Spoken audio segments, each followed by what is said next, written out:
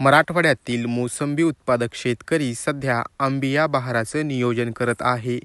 हे नियोजन करत असताना शेतकरी झाडांना योग्य पद्धतीने ताण देणे, पोडोपेस्ट लावणे, कटाई करणे अशा पद्धतीची कामे करत असतात. त्याचबरोबर झाडांवर फवारण्या घेणे व झाडांना योग्य प्रमाणात खत व्यवस्थापन करणे हे देखील महत्त्वाचं असतं. मात्र शास्त्रीय माहिती नसल्याने शेतकऱ्यांकडून अनेकदा चुका होतात किंवा अयोग्य पद्धतीने झाडांना खते दिली जातात. जालना जिल्ह्यातील बदनापूर येथील मोसंबी संशोधन केंद्रातील शास्त्रज्ञ डॉक्टर संजय पाटील यांच्याकडून आम्ही मोसंबी खत व्यवस्थापनाबाबत माहिती जाणून घेतली. पाहुयात. ताण तोडण्यापूर्वी शेतकऱ्यांनी झाडाला खतांचं देखील नियोजन करणं अत्यंत महत्त्वाचं आहे.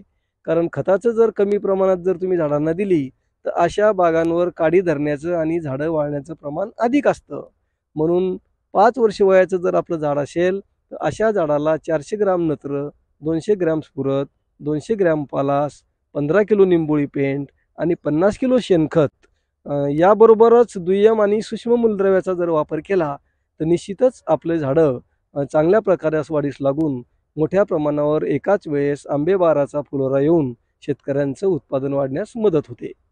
मोसंबीच्या अंबिया बहाराचं नियोजन करत असताना मराठवाड्यातील शेतकऱ्यांनी कीड रोग व्यवस्थापनाबरोबरच योग्य मशागत आणि झाडांना योग्य प्रमाणात योग्य ती खते देणे आवश्यक असल्याचं बदनापूर येथील संशोधन केंद्रातील शास्त्रज्ञ डॉक्टर संजय पाटील यांनी सांगितलंय.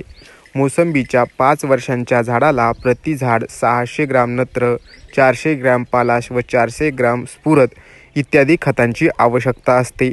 त्याचबरोबर निंबोळी अर्क आणि सूक्ष्म अन्नद्रव्य असलेली खते देखील झाडांच्या उत्तम आरोग्यासाठी आवश्यक असल्याचं संजय पाटील यांनी सांगितलंय. त्याचबरोबर शेतकऱ्यांनी मोसंबीची उत्पादकता वाढवण्यासाठी शास्त्रीय पद्धतीचा अवलंब करावा व आपल्या उत्पन्नात मोठ्या प्रमाणावर वाढ करावी असं आवाहन त्यांनी केलंय. Narayan Kale, news 18 local, Jalna.